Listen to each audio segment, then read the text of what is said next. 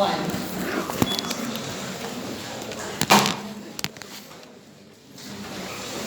Chicos, ¿me escuchan sin micrófono?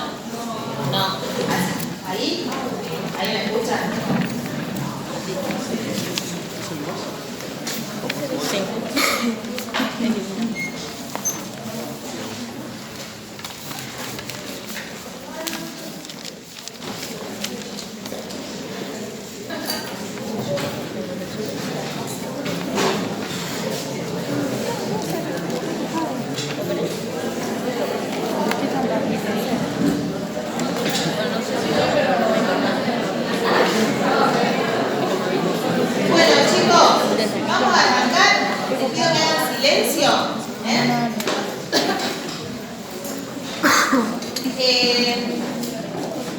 Mi nombre es Virginia Gandini, voy a reemplazar a Telma.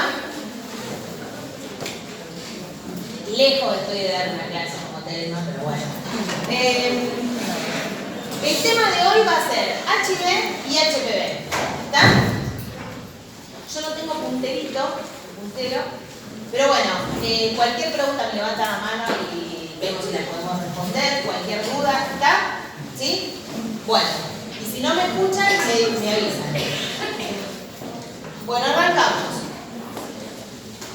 Arrancamos con todo lo que es VIH, ¿sí? Acá fíjense que dice virus de la inmunodeficiencia humana y les nombra también el virus linfotrófico humano. Estos dos virus pertenecen a la misma familia, que es la familia de los retroviridae, ¿sí? Por eso vamos a nombrar un poquito los dos, o sea, en realidad un poquito vamos a nombrar el virus linfotrófico humano, como para tener una noción. El virus linfotrófico humano, recordamos que siempre los virus los dividimos, hacemos familia, género, especie también, los dividimos a ADN y ARN, decimos si son envueltos o si son desnudos, y eso sería más o menos lo básico, ¿sí? Bueno, entonces, virus, ARN, los dos, familia dijimos los retroviridae, que ahora vamos a ver la característica que tenían los retroviridae, que tienen una enzima importante que era la retrotranscriptasa, y les dije que primero les iba a hablar un poquito, una sola diapo, de virus linfotrófico, que pertenece al género de los delta retrovirus. Es un virus RNA, también es un virus envuelto, y es un virus que poco vemos en nuestro medio. Fíjense acá la endemia que tenemos en nuestro país, es bien bajita, y está relacionada, la transmisión puede ser como el VIH, vía vertical, en realidad es más lactancia. Lo principal es la vía sanguínea. Vía sexual también se puede dar, pero lo principal es vía sanguínea, y más que por la sangre, porque como no hace viremia, como dice acá, como no hace viremia, se transmite más que nada, necesitamos células, ¿está? Entonces, por sangre se puede transmitir, pero más que nada donde hay células. Por ejemplo, si hay una infección agregada, entonces tenemos leucocitos, entonces tenemos células. Por ejemplo, el semen o el flujo vaginal, que tenemos células epiteliales, ¿está? Pero bueno, en realidad lo que produce este virus linfotrófico, el HTLV, el 1 y el 2, lo que producen son lesiones tipo cancerosas, una leucemia, leucemia tipo T, se llama así, y otra enfermedad neurológica, de tipo mieloide también produce, ¿sí? Muy poco común de ver. Lo relacionamos con el VIH, por ejemplo, el VIH, se descubrió primero que el VIH, más o menos en el 80. El VIH se descubre en el 83, en el 84, y primero se descubre como un HTLV3, se lo llamó así, virus linfotrófico 3. Después se le pone el nombre del virus de la inmunodeficiencia humana, tipo 1. Y después se descubre el tipo 2, ¿sí? Nada más de el virus linfotrófico. Es lo único que más o menos tienen que saber, ¿sí? Bueno.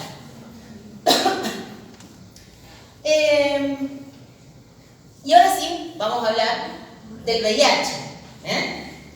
Vamos a hablar un poquito, o sea, más o menos lo que ustedes estamos en injuria, recuerden. Entonces Entonces, en injuria tenemos que saber bastante, un poquito, o sea, la estructura viral, ¿sí? Siempre nombrar los que les dije, primero siempre clasificando los virus, así se empieza describiendo un virus, siempre clasificándolos, y después, dentro de la familia, dentro del género, y nombramos las especies. En nuestro medio, la especie del VIH es el 1, ¿sí? Recuerden que el VIH-2 está en África, en la parte oeste, de África, nada más. De hecho, el VIH-2 es un poco, o sea, es menos patógeno que el VIH-1, ¿sí? Es menos patógeno, produce, por ejemplo, el síndrome de la inmunodeficiencia mucho más tardío que el VIH-1, o sea, se llega a la etapa SIDA más o menos a los 20 años. El VIH-1 entre 8 y 10 años ya puede llegar, estamos hablando sin tratamiento, ¿no? Bueno, y fíjense, para que ustedes tengan una noción del virus, del virión. Virión siempre se llama cuando hablamos del virus completo, ¿sí? Que no está en la célula, es el virus completo que tiene capacidad de infectar una célula. Entonces siempre vamos a tener el ADN, el ARN, tiene 2 moléculas de ARN dentro de la cápside. Recuerden que la cápside estaba formada por capsómeros, son 2 proteínas, forman la cápside. Esa cápside, el antígeno principal es el antígeno P24. Todos esos antígenos son importantes para diagnóstico después, cuando en clínica vean tratamiento antirretroviral también.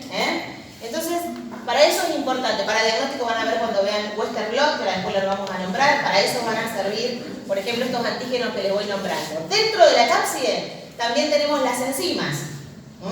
Las enzimas son la DNA polimerasa, que es lo mismo que decir retrotranscriptasa, que es lo mismo que decir transcriptasa inversa. Esa es la misma enzima, ¿sí?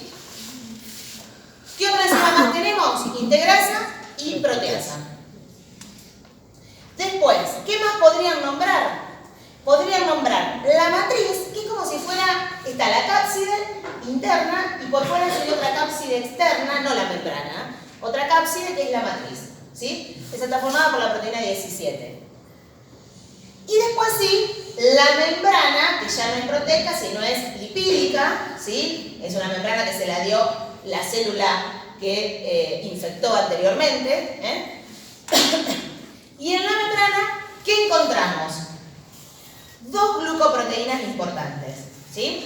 Una glucoproteína, la GP120, que es de superficie, y después la glucoproteína, la GP41, que es transmembrana. Eso va a servir para que se pueda adherir a las células, ¿sí? Las 2 glucoproteínas.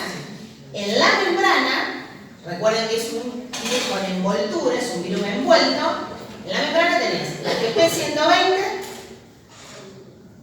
que es la de superficie, y después la GP41, que fíjense que sería acá, ¿ven? Esta es la GP41, que es transmembrana.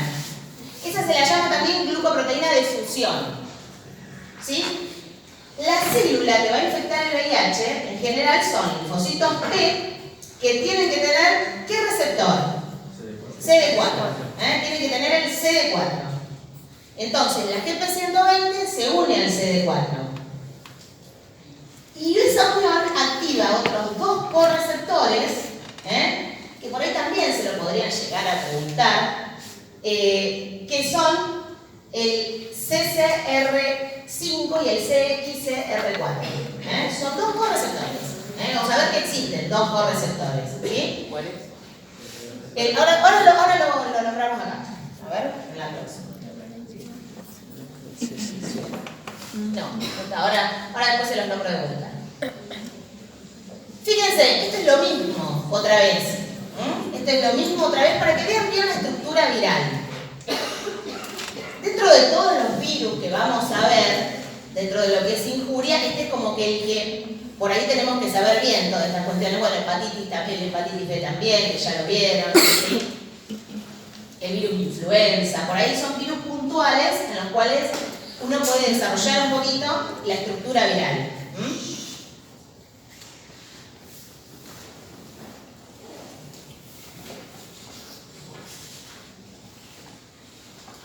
Bueno, acá se ven los correceptores más o menos. Igual esto vieron que ustedes lo pueden, del Twitter lo suben, los Power, los usan, los miran, los Power, bien.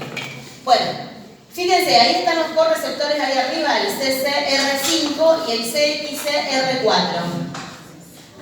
Yo se lo dije al revés, creo. Es CCR5 y CXR4, así es. Son los dos correceptores. Eso hace que se pegue más todavía la GP120 y junto con la GP120 la GP41. ¿Puedo repetir los dos?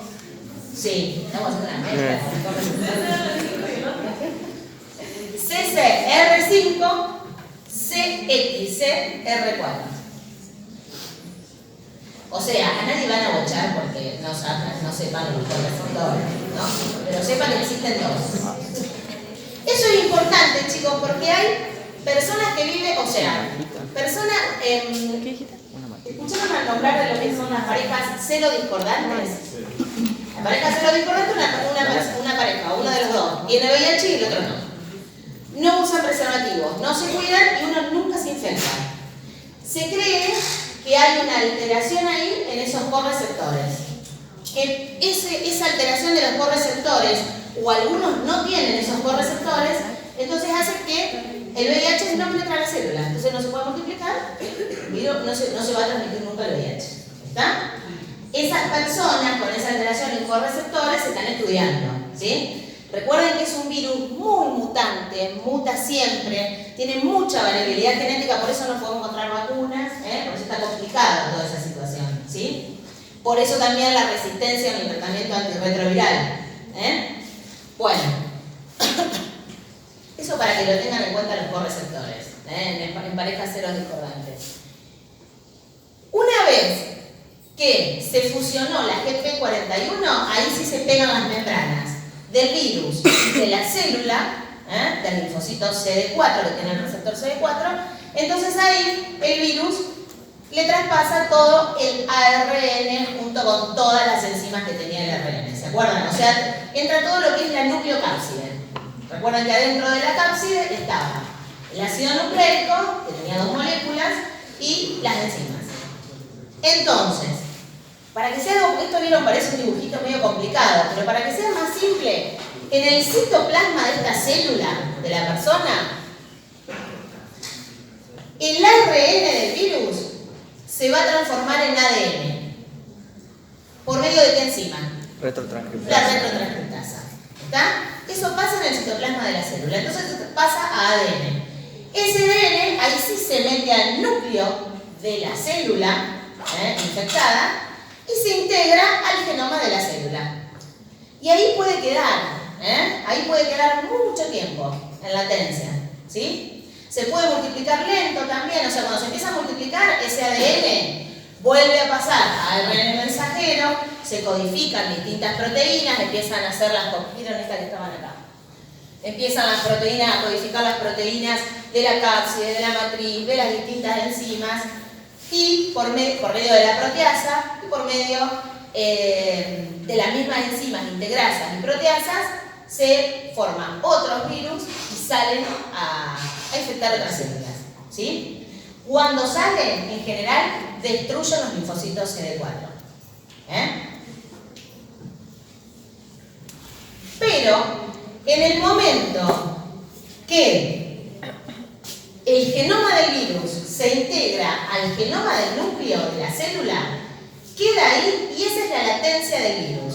Y ahí es donde el virus se mantiene en el tiempo, ¿está? No destruye la célula, no destruye el microorganismo en el cual vive, ¿sí? Bueno, ¿cuánto tiempo? Lo que dije antes. El VIH-1, más o menos entre 8 a 10 años.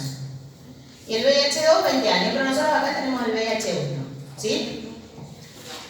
Con tratamiento antirretroviral, una persona con un buen tratamiento, con una buena adherencia, no tienen que saber tratamiento, ¿no? Pero sí saber que con una buena adherencia al tratamiento antirretroviral, el VIH se cronifica y esa persona que vive con el virus puede vivir toda la vida y morir de cualquier otra cosa. ¿Está? Bueno, no es más una enfermedad mortal, es una enfermedad crónica, ¿sí? Hasta ahora, esa persona que vive con VIH tiene que tomar medicación, como un hipertenso, como un diabético, por ahora tiene que tomar medicación toda la vida. Una pregunta. Sí. ¿Cuánto tiempo puede estar en latencia el virus? Entre 8, sin antirretroviral, entre 8 a 10 años. O sea, si vos lo dejás a su evolución natural, entre 8 a 10 años. ¿Sí? Sí. Pero yo entiendo que cuando sale el dispositivo que lo mata, ¿por qué aumenta la carga viral? O sea, como que se crea más virus. Claro, porque, o sea, salen virus, se van metiendo, o sea, aparte salen muchos virus y se van metiendo en otras células. Y así van aumentando y aumenta la carga viral y bajan los CD4. Una persona que le diagnosticaron VIH, que después vamos a ver cómo se diagnostica, esa persona hay que hacerle siempre un seguimiento. Y el seguimiento se hace justamente contando la carga viral, contando la cantidad de virus que tiene en sangre y contando los CD4. Si esa persona no está haciendo un buen tratamiento, los CD4 bajan y sube la carga viral. ¿Está? Siempre lo ideal, por ejemplo, es tener un número de CD4 más o menos de 500. CD4 por microlitro, así se cuenta. Eso es lo ideal. Entonces siempre una persona con VIH se controla una vez al año o cada 6 meses, depende. Se va controlando carga viral y CD4. ¿Sí? ¿Está? Claro, entonces, pero no se replica porque se divide la célula. No. Porque había escuchado eso. No. O sea, No. el linfocito se muere y se sigue replicando el virus. Y se sigue replicando el virus en otras células. Después, estamos hablando acá de linfocitos, los T-CD4, los T-helper CD4, que son los que más afectan, pero también puede meterse en macrófagos y también en células de la microglía. Que en macrófagos y células de la microglía en general no lo destruyen. Se multiplica pero no destruyen. CD4 sí. Por eso en general un paciente cuando empieza a hacer la etapa SIDA lo que tiene son enfermedades marcadoras, decía, o sea, tiene en realidad otras enfermedades que por su alteración del sistema inmunitario hace que aparezcan esas enfermedades. Recuerden, los primeros casos de VIH aparecieron en varones que tenían neumonía por Pneumocystis jirovecii, ¿sí? Que antes era un parásito, ahora es un hongo, se lo clasifican como hongo. Entonces aparecían estas neumonías de este hongo que no se conocían, porque es una oportunista. Sarcoma de Kaposi era otra de las enfermedades que marcaron las primeras etapas del VIH, ¿sí? Se la llamó la peste rosa, la enfermedad rosa, porque justo se vio en homosexuales, o sea, era coincidencia nada más. Y además el sarcoma de Kaposi da una lesión en piel color rosada también por eso, o sea, por esas dos cosas. Bueno. Hay otra duda. Sí. ¿Esos dos receptores se encuentran en el virus o en las células? No, los correceptores en las células del linfocito T. Los correceptores los tenemos en los linfocitos, en nuestras células de inmunidad. ¿Está? En el virus tenés la glucoproteína, las TP120 y las TP41. Esa es la que te ayuda a unirte. ¿Está?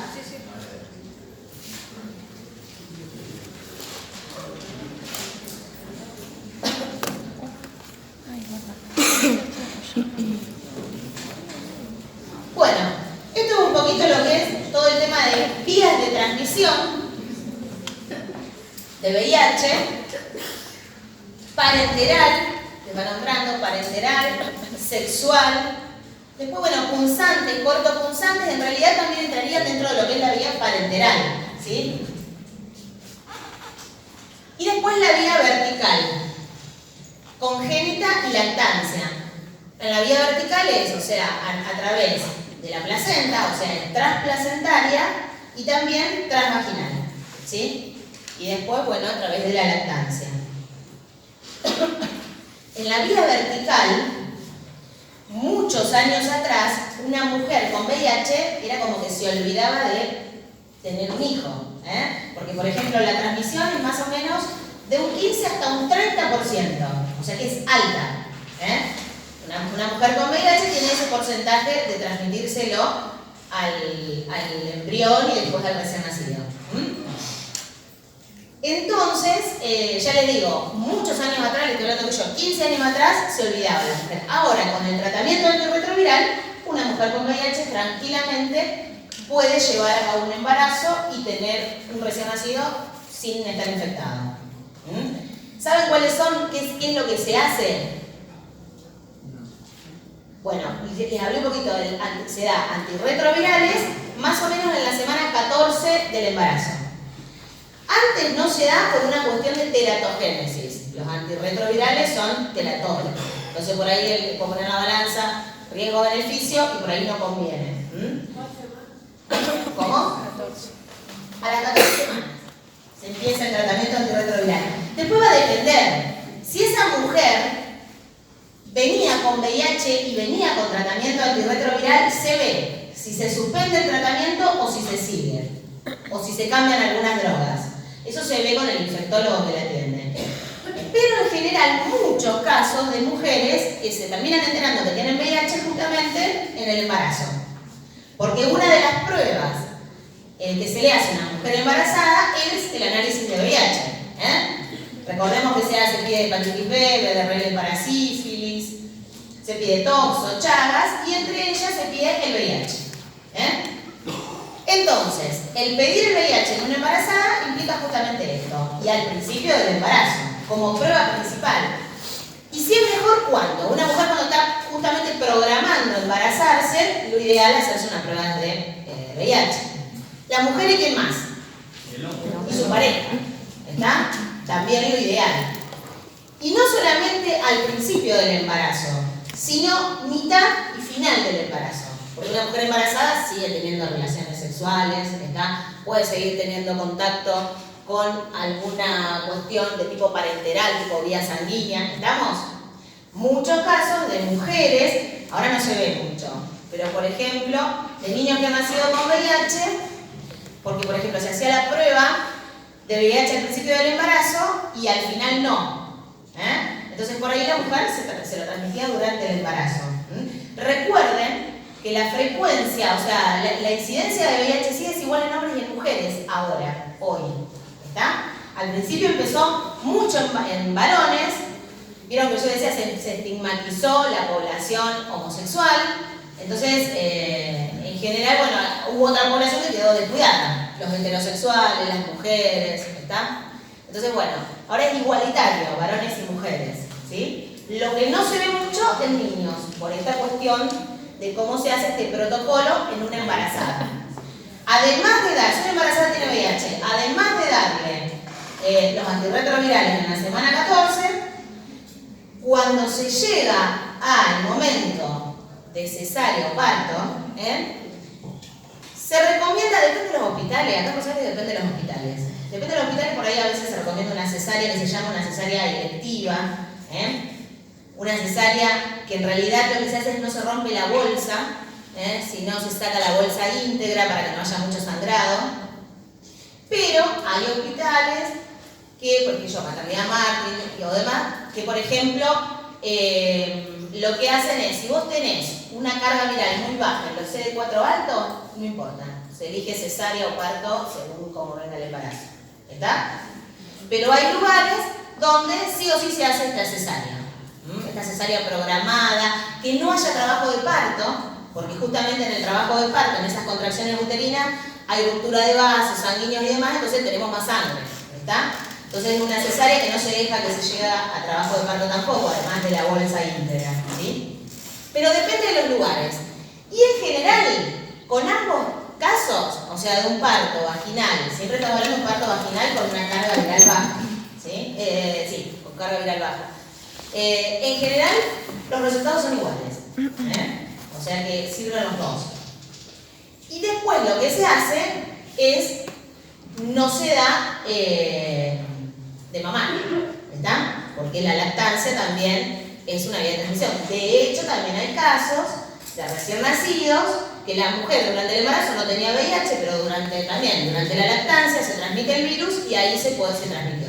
También hay casos de niños que ahora en realidad son bastante grandes, tendrán unos 15 años más o menos, estoy hablando acá de Rosario, de esos casos con niños que se lo transmitieron durante la lactancia.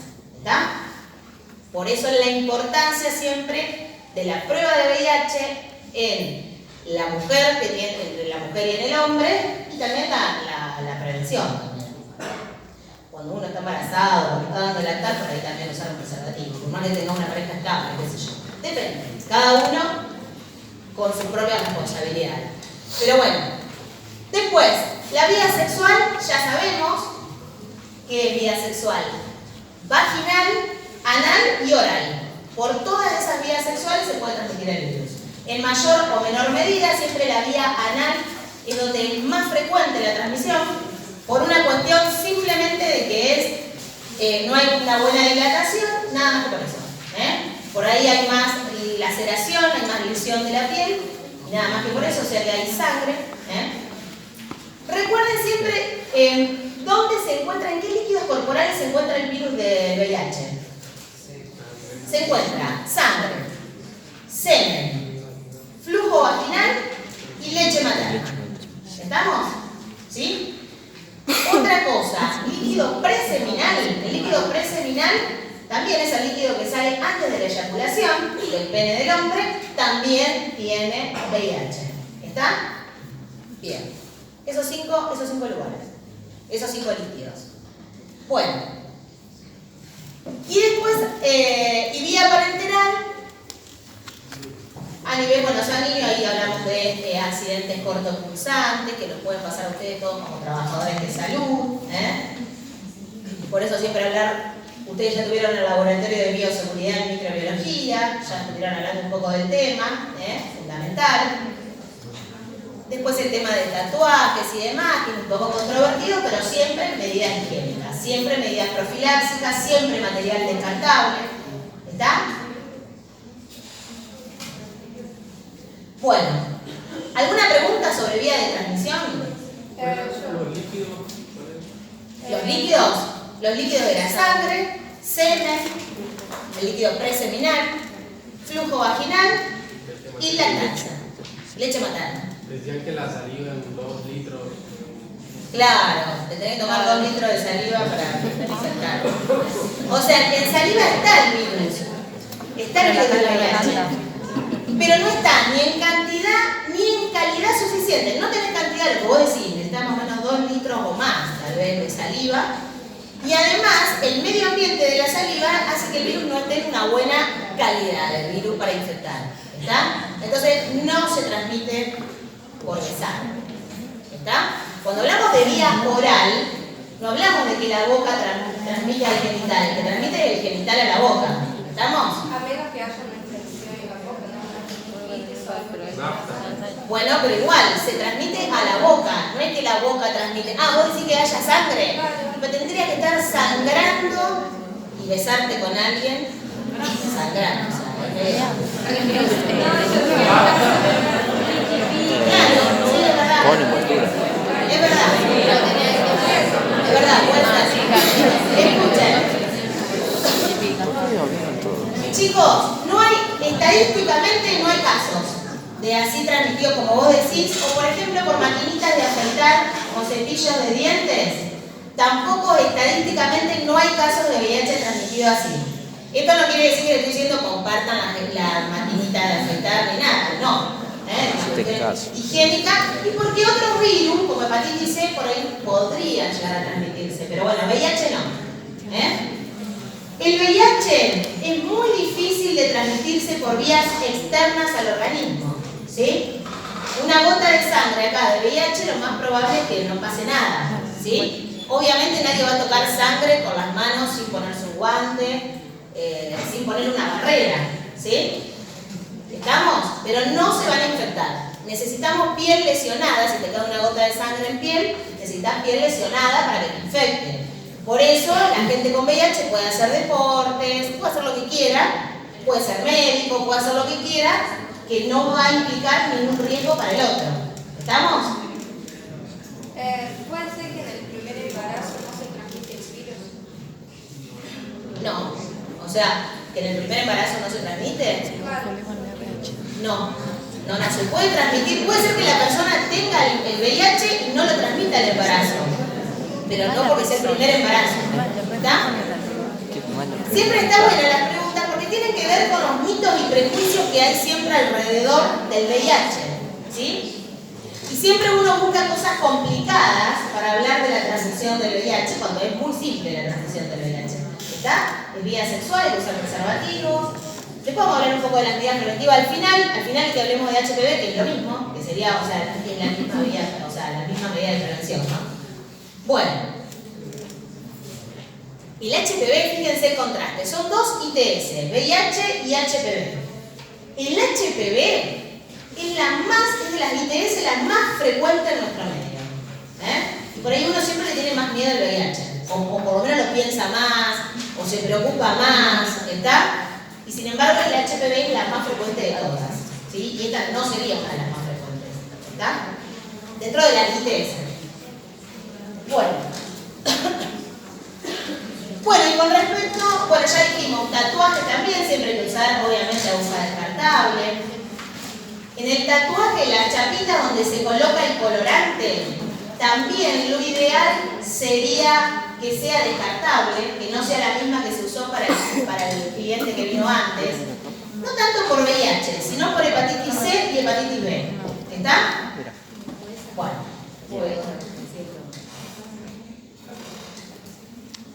fíjense, este esquema que es medio feo. Pero por ejemplo, este periodo ventana, que te lo marca acá en 13 más, ¿qué es el periodo ventana? Primero lo definimos. El periodo ventana es el periodo en el cual comprende entre que entra el virus al organismo y el organismo empieza a formar anticuerpos contra el virus. Ese es el periodo ventana. Que ahora en nuestro medio es más o menos entre 3 semanas puede ser y 6 semanas, hasta 1 mes y medio. Por ahí en algunos libros van a encontrar 3 meses de periodo de ventana.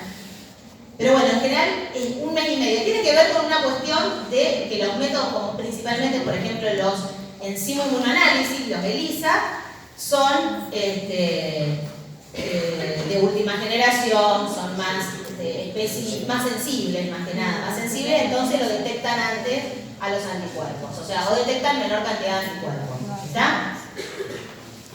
Entonces, ese es el periodo de ventana, más o menos entre 3 semanas y 6 semanas, 1 mes y medio. Esto es importante porque cada vez que ustedes se van a hacer una prueba de VIH, en general, una prueba de VIH que le pueden hacer en cualquier ONG o acá mismo en el Hospital Centenario o en el CEMAR, lo que se hace es una prueba de anticuerpos. Es una prueba de anticuerpos, entonces es fundamental tener en cuenta el periodo ventana. Si ustedes tuvieron, o cualquier persona, una relación sexual sin protección, ustedes por ahí sospechan de poder estar infectados, por ahí hay que esperar un tiempo de 1 mes y medio más o menos, como para poder corroborar de que estén los anticuerpos o no. No hay gente que dice que por ejemplo son 6 meses. Sí, pero eso ya es viejo. También, van a encontrar en muchos libros de 6 meses también. Es viejo, hasta 3 meses ya es viejo también. ¿Sí? Para donar sangre tienen 6 meses. Lo que pasa es que para donar sangre no solamente pensamos en VIH, pensamos en otros más, las hepatitis, pensamos en Chagas, no pensamos tanto en VIH, o sea, esos 6 meses no tienen que ver con el VIH. ¿Está bien? Igualmente todas las, o sea, en donación de sangre, toda la sangre se controla. Bueno, después acá fíjense, hay otras flechitas que ustedes van viendo, flechitas no, en realidad son curvas, que te van marcando, por ejemplo, la carga viral, que es la verde. La carga viral es la verde, fíjense cómo va subiendo ya, en la segunda semana ya va subiendo. La carga viral, por ejemplo, la podemos dosar con lo que se llama biología molecular, que es lo que se llama PCR. ¿Recuerdan la reacción en cadena de la polimerasa?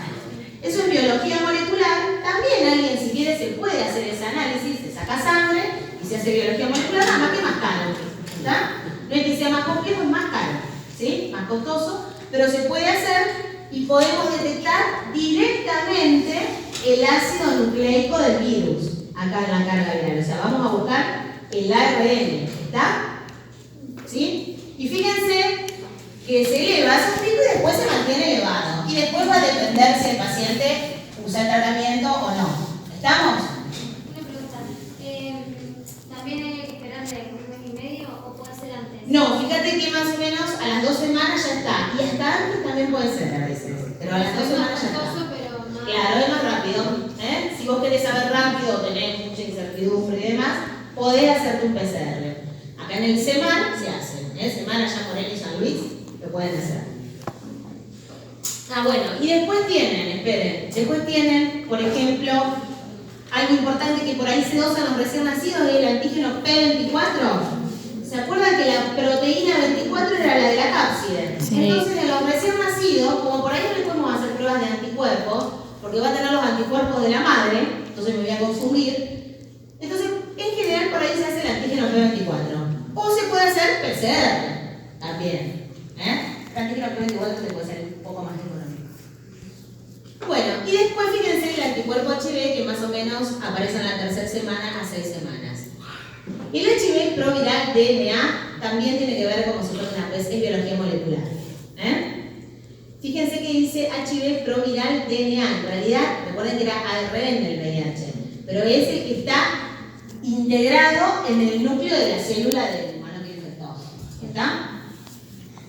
Pero que les quede, o sea, para diagnóstico, a ver si está... Bueno, para diagnóstico, fíjense que este cuadrito siempre le hace Telma, con todas bacterias, virus, parásitos. Acá en VIH, todo lo que es diagnóstico directo, que buscamos el antígeno, por supuesto, recuerden que es un virus, no lo vamos a ver al microscopio, no le vamos a hacer fresco, no le vamos a hacer coloración de Gram.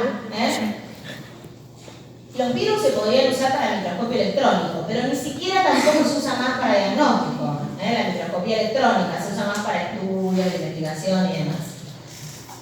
Como método directo, en VIH, nos quedamos con el PCR, con biología molecular. ¿Sí? Que es lo que se usa mucho para carga viral. ¿Se acuerdan cuando yo dije que cuando a un paciente se le diagnostica VIH, entonces después, cada tanto, se le va controlando la carga viral? Bueno. Eso que les quede como método directo.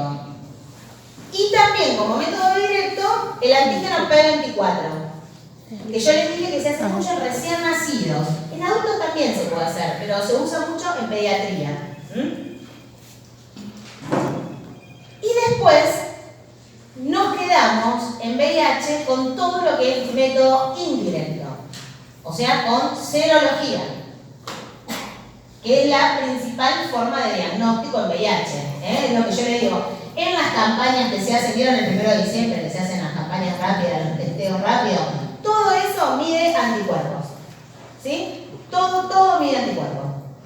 Algunas pruebas son más sensibles, otras son menos sensibles, y todas esas pruebas con anticuerpos, como enzima inmunoanálisis, la inmunocromatografía, todas esas hay que justificar, o sea, hay que confirmarlas con otro método que puede ser PCR o puede ser el Western blot. Tiene que ser un método más específico. El ELISA, que yo les decía que lo que más se hace, es un método muy sensible. Si está el VIH, si está el anticuerpo contra el VIH, lo va a encontrar, lo va a detectar, es muy sensible, pero es poco específico. Entonces a veces el ELISA te puede dar falsos positivos. ¿Está? Entonces, un ELISA, que es una prueba rápida, sencilla, sensible, económica, barata, un ELISA que te da positivo, lo tengo que confirmar con un Western blot. El Western blot también me mide anticuerpos del VIH, pero no anticuerpos del VIH en general. Me mide el anticuerpo contra las distintas enzimas, me mide el anticuerpo contra la GP120, la GP41, me mide contra la proteína, me mide contra distintas enzimas, entonces es bien específico. ¿Sí? En cambio, si yo tengo un un ELISA, ese que me medía los anticuerpos en generales, tengo un ELISA negativo, no lo tengo que confirmar. Porque recuerden que le dije que era muy sensible. Si está el anticuerpo contra el VIH, lo va a encontrar. Entonces, un ELISA negativo es negativo, salvo que esté en el periodo ventana. Pero en el periodo ventana, el Western blot también me va a dar negativo. ¿Está? El periodo ventana es lo que hay que hablar con el paciente. Hay que hablar con el paciente y ver, o sea, las inquietudes y los miedos que tenga él o la posible transmisión y demás. ¿Sí? Profe, ¿y si da indeterminado, no da ni positivo ni negativo? Indeterminado, bueno, cuando da indeterminado, en general el Western blot te puede dar el indeterminado. Lo que se hace es se espera, porque lo más probable es que esté en periodo ventana.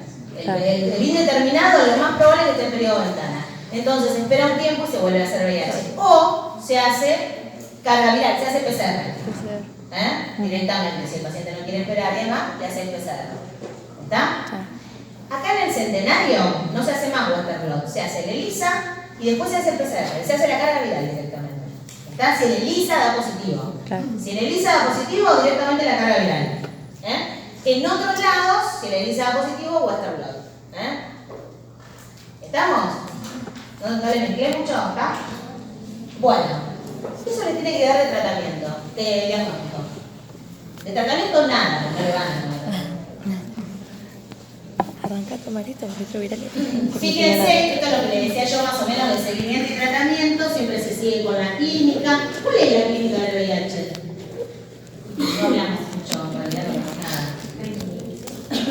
En realidad, cuando una persona se infecta con el virus, puede hacer clínica, o sea, la mayoría no va a hacer clínica, y si el que hace clínica, qué sé yo, más o menos un 20% de personas que pueden hacer clínica, la clínica es totalmente inespecífica, ¿sí? Puede ser cefalea, fiebre, adenopatías, poliadenopatías, un estado pseudogripal. Entonces es muy inespecífico, en general pasa desapercibido. Salvo que sea una fiebre de larga data, un paciente que viene con fiebre, que ahí lo podés sospechar. O estas poliadenopatías, adenopatías cervicales, inguinales, por ahí se puede sospechar ahí, pero si no, pasa desapercibido. Bueno, y siempre, seguimiento y tratamiento, siempre es la carga viral, el recuento. Se hace estudio de resistencia, poco pero se hace, y esto que yo les decía acá de los correceptores, es esto que se estudia, la afinidad que tiene el VIH por esos correceptores, porque les digo que hay pacientes que no lo tienen o tienen alguna alteración. Entonces eso hace que no se infecten. ¿Sí?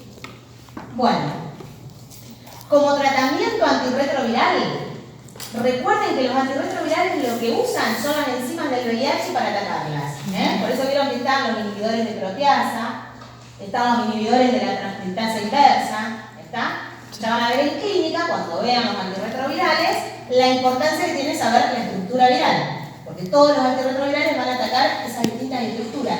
Están los inhibidores de fusión, inhiben la GP120, ¿está? Y en general no se usa un solo antirretroviral, se usan varios. Por esto que yo les decía de la mutación y la variabilidad genética que tiene el VIH.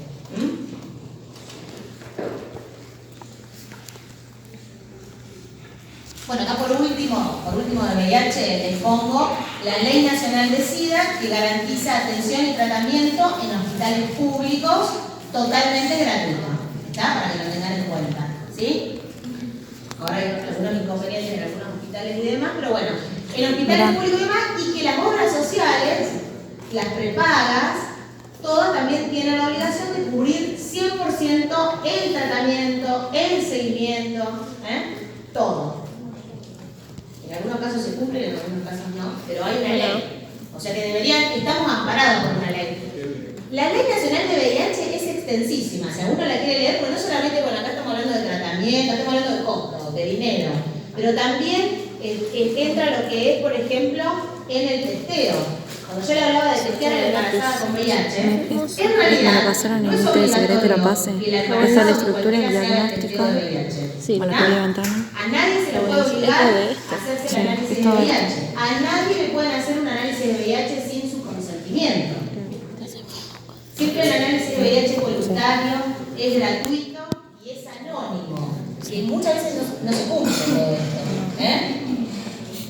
Bueno, por ahí se cumplen más en las ONG, o si van al CEMAR, van a ver que si ustedes se van a hacer un testeo del CEMAR o acá en el Centenario, van a ver que no les van a pedir el nombre, sino les van a armar una clave con el nombre de ustedes.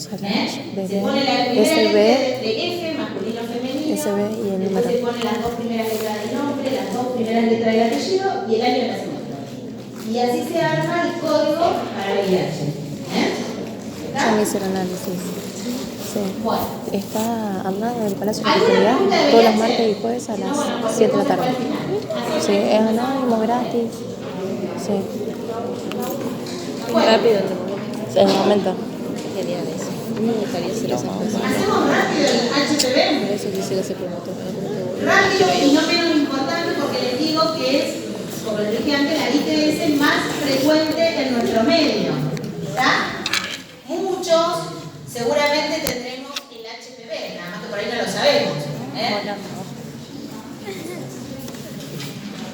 Fíjense, el VIH era ARN, este es ADN, ¿sí? El VIH era envuelto, este es desnudo, ¿sí? Bueno, y pertenece a la familia Papoviridae. ADN, contenida en una cápside, esa es la cápside de proteínas, no es envuelto. Siempre la envoltura recuerden que es líquida.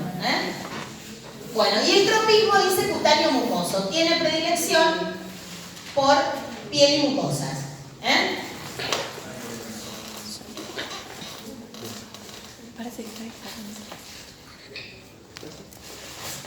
Fíjense, por eso las localizaciones principales están acá con rojo más que nada. Vulva, vagina, cervix, uretra, pene, escroto, vejiga, uréter, ano, área perianal y perineo. Zonas muy afectadas. Ahora vamos a ver que hay distintos serotipos, que depende de los serotipos, hay muchísimo, más de 50 serotipos. Y dependiendo de los serotipos, es la lesión que va a producir, y la zona en general es siempre más o menos la misma. Vulva, vagina también, el cervix también, el cervix más que nada los serotipos malignos. Pene, serotipos benignos, pero también los malignos, porque existe el cáncer también de pene por HPV, en mucho menos frecuencia que el cáncer cervical en la mujer, pero existe también. A nivel anal son más comunes las lesiones benignas, pero que a veces pueden ser groseras, pueden ser molestas, pueden sobreinfectarse, hay que sacarlas. Ahora vamos a ver una foto. Esto es más o menos para que tengan en cuenta, por ejemplo, el epitelio del cervix, del cuello uterino. Sería un epitelio normal, con las distintas capas basales, las distintas capas, la basal, perdón, la parabasal famosa, y la de arriba que siempre era plana. Y van a ver que cuando entra el virus, cómo empieza a alterar las células. Y fíjense que empieza el HPV y empieza por la capa basal, ¿sí? Por eso es fundamental, recuerden que no lo hablamos, pero es fundamental en las mujeres hacer el Papá Nicolau. El Papá Nicolau es sacar células, raspar células del cervix y colorearlas con la coloración del Papá Nicolau. Y lo que se ve no es el HPV, sino lo que se ve son las alteraciones que hay en la célula. Los coilocitos. La alteración común de HPV, o que es muy compatible con HPV, es el coilocito. La célula, que tiende a ser plana, una célula de cervix, tiende a ser más redondeadita y el núcleo tiende a estar un poquito más a un costado y además en una zona perinuclear. Eso es bien de anatomía patológica. Pero fíjense, después también escucharon la colposcopía, que se hace, en general a veces a la mujer se hace el Papá Nicolau con la colposcopía. La colposcopía es algo simple también porque es un lente óptico que va, cuando vos pones el espéculo en la vagina y tenés y focalizás el cuello del útero, lo que vas a ver con este colposcopio es un poquito más grande, más aumentado el cervix y podés ver una alteración. Lo que pasa es que, por ejemplo, cuando la alteración está acá abajo, todavía no se ve arriba. En realidad no vamos a ver células, ¿no? Pero vamos a ver algún cambio de color en el cervix. Ahora les muestro la imagen. Pero que esto sigue, ve cómo va subiendo la alteración celular que hace el HPV hasta arriba.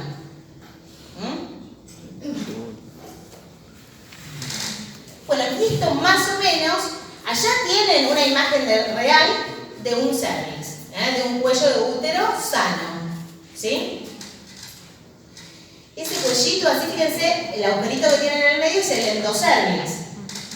Ese lo más probable es que sea una mujer que tuvo parto vaginal, porque vieron que está así como un ojal, Entonces, cuando está redondito, una circunferencia, es una mujer que en general no hizo parto vaginal. ¿Sí? ¿Está? Bueno, pero fíjense bien la mucosa, cómo se ve, linda. Y fíjense acá en este cuadrito, acá les va mostrando distintos grados de neoplasia intracervical, que se lo llama así. Eso más o menos así se podría ver con un colposcopio, pero siempre, eso es una visión nada más, siempre hay que tomar muestra. ¿Sí? Acá más o menos le nombramos, por ejemplo, vieron, al menos dice 30 tipos de HPV tienen como blanco la mucosa genital. Sépanse, los HPV de alto riesgo, o sea, conocer el nombre, principalmente el 16 y el 18. Esos son los oncogénicos de alto riesgo. Después les nombra ahí el 45, el 31, el 33, que son oncogénicos, pero en realidad son de riesgo intermedio. Y en nuestro medio es más común el 16 y el 18. Y el HPV de bajo riesgo es el 6 y el 11. ¿Está? El 6 y el 11 produce las verrugas, súper comunes, súper frecuentes. Las verrugas tipo coliflor.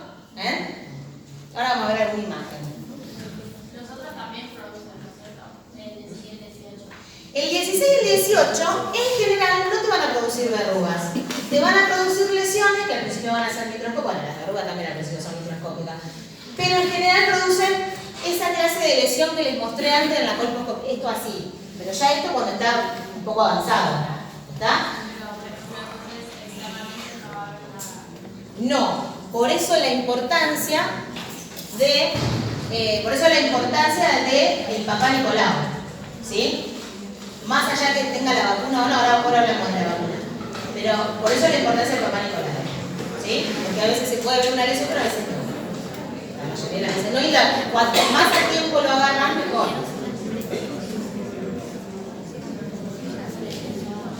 Esto más o menos para que vean el tema del iceberg, ¿no? Que siempre se ve por ahí la punta del iceberg y todo lo que hay. Bien para el cuello de cervix, ustedes se imaginan ese iceberg y lo relacionan con el cuello del útero, ¿no? Con el cervix. Bueno, acá algunas imágenes, ahora le puse otra más que están más. Porque acá no se ven muchas, hay muchas puntitas, por ahí no se ve muy bien. Pero muestro esto. Fíjense, estas son verrugas. Se llaman condilomas acuminados. En la zona genital. Fíjense, en el glande y en la zona balano-prepucial en el hombre, y aquello es una zona vagina. En realidad es labios mayores y menores. De todas maneras se puede encontrar dentro de vagina y en cervix también podemos encontrar verrugas. Y muy común en zona anal también. ¿Está? Zona anal, perianal, el periné. Son muy contagiosas. Acá el HPV no es tanto como el VIH. O sea, acá sí el HPV por ahí con un contacto muy íntimo que a veces ni siquiera necesitamos una relación sexual poder transmitírtelo. ¿Está?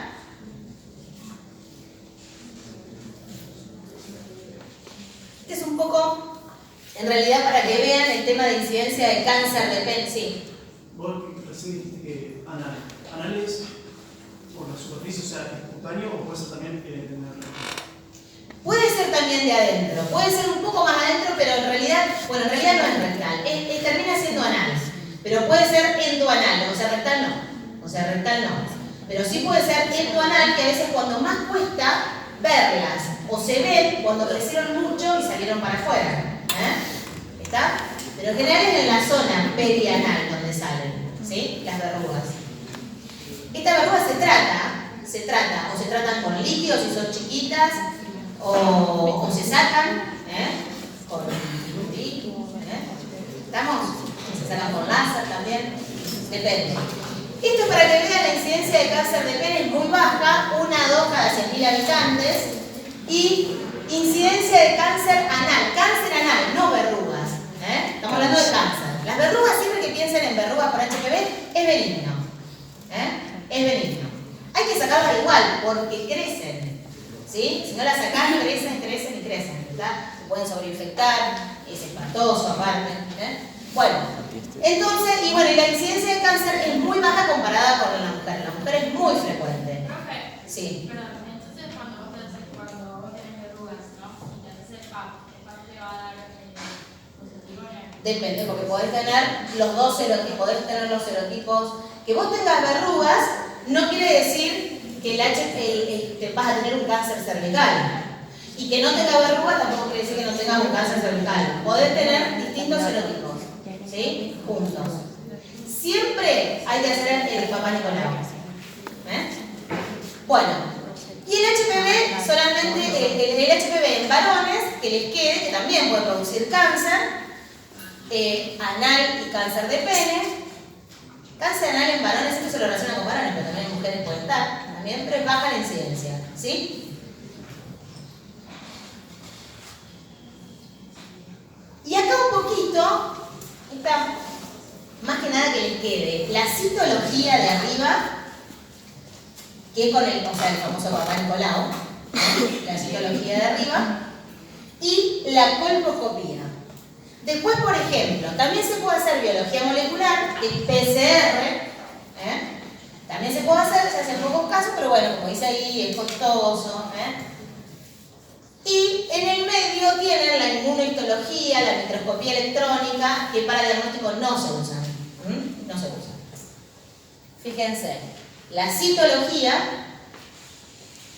y acá les muestra, estas son algunas fotos de Papá Nicolau, la coloración Papá Nicolau.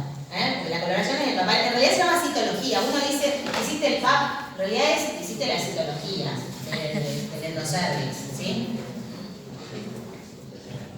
El Papá Nicolau se coloca un espéculo y no con un hisopo, con una espátula de madera se raspa el endocervix, ¿sí? Bueno, y esta es la coloración. Fíjense, chicos, que las células tienden a hacerse, son células escamosas de la parte alta, o sea, del epitelio del cervix, que deberían ser más cuadraditas y tienden a ser más redonditas, y además, fíjense, en el núcleo alrededor hay una zona más clarita que lo circunda. Eso es característico de un covilocito. Está relacionado, esto no me confirma HPV, pero lo relaciona con HPV, ¿sí? Y la colposcopía, que yo les había mostrado, acá la imagen no se ve muy bien, ¿ven? Pero yo les había mostrado esa otra imagen, ¿se acuerdan que veían la zona sana y después cómo iban apareciendo más? Bueno, esta es una imagen real, pero no se ve bien.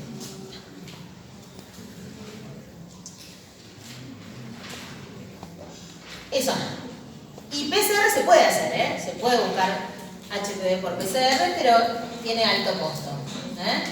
Acá, por ejemplo, eso sería buscar PCR. Eso también es la maquinita, diríamos. Ya lo van a ver, yo por ahí paso rápido. PCR, hay un laboratorio de microbiología, el último, que es sobre PCR, para que vean cómo se hace la PCR. En realidad en 5 minutos se puede hacer una prueba. Nada más que tiene, o sea, necesitamos cosas que tienen que ver, que son caras. Ya van a ver cómo se hace. Siempre con la muestra del paciente. Bueno, y esto sí es importante. Ustedes como médicos clínicos, esto de médicos clínicos de APS, del tema de las vacunas de HPV. Una de las últimas vacunas, bastante recientes. Y nosotros en nuestro medio tenemos dos. La que usa el serotipo 16 y 18 y la que usa el 16, el 18, el 11 y el 6. ¿Sí? En nuestro medio tenemos, o sea, en farmacia, la podés conseguir cualquiera de las dos, depende de cuál tenga, Y en el calendario de vacunación, en general, pueden estar las dos, depende de dónde se vacunen y demás, pero en general está la primera. Que en realidad nos importa siempre que tengan los malignos, ¿no? Los serotipos 16 y 18. Lo ideal sería que nos colocáramos esta. Ustedes dicen, mujeres solamente se coloca la vacuna. ¿Se acuerdan a qué edad está en el calendario de vacunación? A los 11 años, ¿sí? De todas maneras, una persona que tenga colocada, por más que sea a los 11 años, la vacuna contra el HPV, no implica que no se tiene que hacer el Papá Nicolau. ¿Está? Recuerden que hay más serotipos, ¿sí? Siempre el Papá Nicolau. La vacuna no invalida la citología con Papá Nicolau. Bueno, ya terminamos. Vamos terminando. Bueno, esto es un rompecabezas en realidad que siempre tiene que estar la educación sanitaria, vacunas, tratamientos que esperen, chicos. Y por último, la prevención de todo, tanto HIV o HPV. Fíjense, arriba les pongo la Ley de Educación Sexual, la ESI, que está en discusión todo este tiempo, la Ley 26.150, eso es fundamental para poder prevenir las que vimos, por eso la puse primera. Preservativo, que de hecho ahí, ahí le puse unas fotitos, es el preservativo femenino, que no lo conseguimos en nuestro medio, pero bueno, para que sepan, eso que les puse allá arriba, ¿saben lo que son? Es el campo de látex. El campo de látex que sirve para sexo oral. Mira. No olviden traer uno, por ejemplo, en hospitales los regalan. No sabía de eso. El diagnóstico, material descartable, más que nada para VIH. HPV, chicos, solamente por vía sexual se transmite, no por vía sanguínea. Material descartable para VIH. Control de embarazada y pareja, eso es fundamental, controlar a la pareja también. Vacunas solamente para HPV. Tratamiento y profilaxis post-exposición. Tenemos tratamiento para HPV, para VIH. El post-exposición, mucho no hablé porque estuvieron en el laboratorio ya de bioseguridad.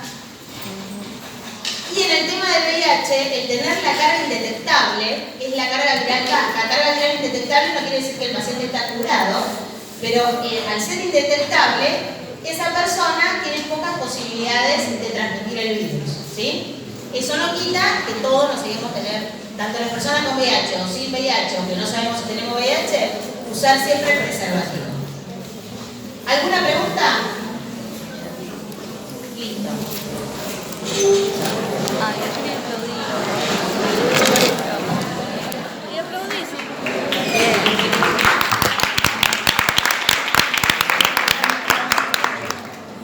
Viste que aplauden siempre por este año. ¿Eh? Pero de este año aplauden siempre. Siempre aplauden este año. Aplauden este año. A la pelotuda de diagnóstico